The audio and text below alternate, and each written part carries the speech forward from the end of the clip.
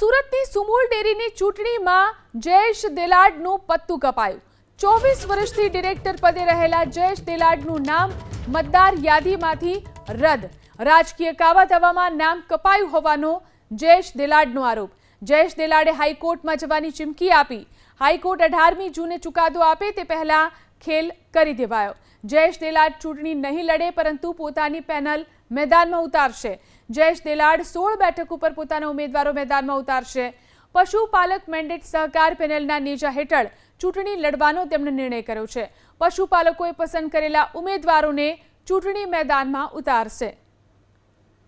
તો જયેશ દેલાડ ચૂંટણી નહીં લડે પરંતુ તેઓ પોતાની પેનલને ઉતારશે।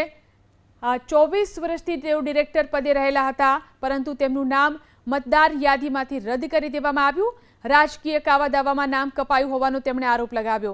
હાઈકોર્ટમાં જવાની પણ તેમને ચીમકી આપી।